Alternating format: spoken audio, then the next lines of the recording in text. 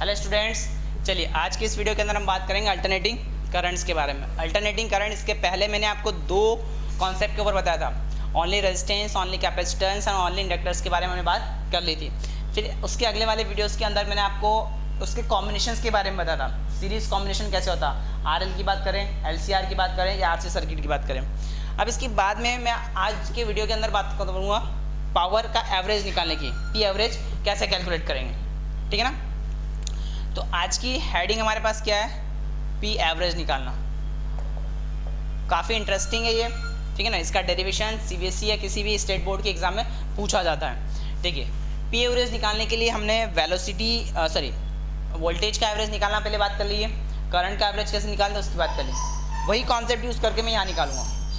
तो P average को हम लिख कैसे सकते हैं, P A V G equal to integration of P of D T divide by of D of T, limit zero से कैपिटल टी, जीरो से कैपिटल टी, ठीक है ना। तो पी एवरेज निकालने के लिए हमें क्या लगाना है, पी डी टी अपॉन में डी टी। ये एवरेज निकालने का तरीका, चाहे किसी का भी निकाले आप, करंट का एवरेज निकालना, वोल्टेज का एवरेज निकालना या पावर का निकालना, ये और अदर फिजिकल क्वांटिटीज आ जाए उसका एवरेज, आपको इस टाइप के फॉर्मूलेस बनाने पड़ेंगे। अब देखिए पी एवरेज की बात करूँ तो बेसिकली पी क्या होता है हमारे पास, पावर। क्या पावर को वी इंटू आई लिख सकता हूँ, तो यहाँ पर V R M S, V और आई लिख लीजिए। अभी वी आपके पास इनिशियल वोल्टेज है और ये इनिशियल करंट है जो आप बाहर से प्रोवाइड कर रहे हैं। तो वी की वैल्यू जो हमारे पास आ जाएगी वो कितनी आ जाएगी, V nought and this is sine omega T. हम करंट को ले लेते हैं कुछ फेस आगे, ठीक है ना, इसको मैंने मान लिया I naught and this is sine omega T plus five. ये क्या मान लिया, I equal to I not sine omega T plus five की बात कर ली। अब इन दोनों की वैल्यू को यहाँ पुट कर मुझे सॉल्व करना है, ठीक है ना, काफ़ी आसान है। तो आइए देखते हैं कैसे करेंगे इसे।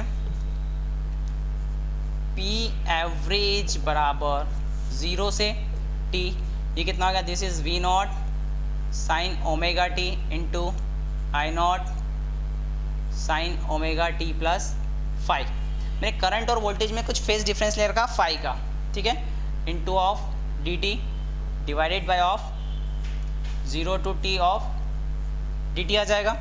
नीचे वाला तो टोटल टाइम आ रहा है तो इसको मैं डायरेक्ट टी लिख सकता हूँ। यहाँ पर वी नॉट और आई नॉट क्या बेटा, कांस्टेंट है, तो कांस्टेंट का क्या करेंगे, बाहर निकालेंगे। चलिए कांस्टेंट को बाहर निकाल लीजिए, तो पी एवरेज बराबर V not I not upon में, इसको टी लिख दूँ क्या डायरेक्ट, ठीक है ना, इतना तो कर सकते हैं ना। तो यहाँ से कितना आ जाएगा, डी टी का इंटीग्रेशन होगा टी, लिमिट 0 से टी टाइम है यहाँ पर, तो V not I not upon में टी। यहाँ पर आ जाइए साइन ओमेगा टी। अच्छा, ये साइन ओमेगा टी प्लस क्या लिखा, 5। अब इसमें लगाना पड़ेगा फॉर्मूला क्लास 11 का, ठीक है ना। क्या लगाना पड़ेगा, साइन ए प्लस बी का फॉर्मूला। तो देखिए साइन ए प्लस बी का फॉर्मूला क्या होगा, sine omega T cos 5 plus cos omega T sine 5, ठीक है। क्लास 11 के फॉर्मूले तो आपको बिल्कुल tip the points, tip the tongue होने चाहिए ना। तो ये पूरे तरह से रटे अगर आपको होंगे तो उस कंडीशन में आप इस क्वेश्चन को आगे सॉल्व कर सकते, नहीं तो यहीं उलझ कर जाओगे। तो साइन ए प्लस बी के जितने भी फॉर्मूलेज आपको याद होने चाहिए।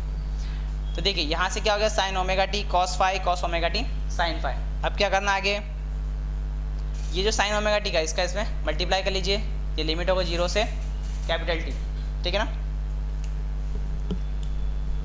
चलिए इस पोर्शन को हम रफ कर देते हैं।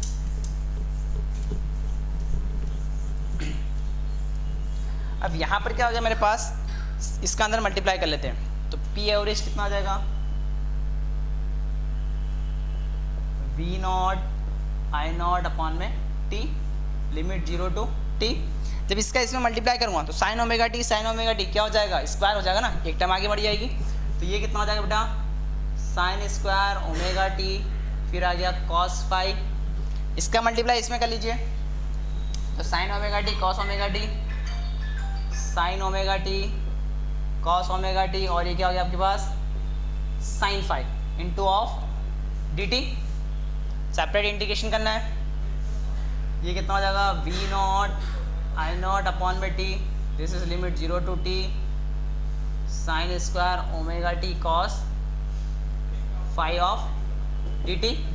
यहाँ पर बेटा इसको भी सेपरेट कर लेते हैं, तो 0 से T, this is sine omega T cos omega T sine five of D T. Clear है? चलिए इसके आगे बात करते हैं। तो यहाँ पर ये जो पैटर्न मैंने लिख दिया, अब देखिए यहाँ पर साइन स्क्वायर ओमेगा टी और डी टी के रेस्पेक्ट में इंटीग्रेशन करना, पर साइन स्क्वायर ओमेगा टी का इंटीग्रेशन तो आता ही नहीं है सर, कैसे करेंगे? तो इसको थोड़ा सा फिर मैथमेटिकल कॉन्सेप्ट लगाकर आपको चेंज करना पड़ेगा ना, ठीक है ना। तो देखिए कैसे करेंगे आगे। अब पी एवरेज बराबर V not I not upon में टी, यहाँ पर क्या आ जाएगा, कॉस फाइव आपका कॉमन, 0 से टी, इसको क्या लिख सकता हूँ मैं, 1 minus cos 2 omega T upon में 2।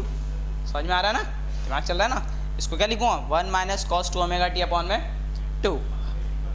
ये आपका हो गया डी टी, लिमिट लगा दी, प्लस यहाँ पर 2 का मल्टीप्लाई एंड 2 का डिवाइड कर देते हैं। ऐसा करने से क्या होगा, ऐसा करने से हमारे पास एक और फॉर्मूला बन जाएगा, ठीक है। तो ये हो जाएगा बेटा 0 से टी, डिवाइड वाला मैंने बाहर निकाल लिया, ये हो गया 2 sine omega T cos omega T and this is sine 5 of D T.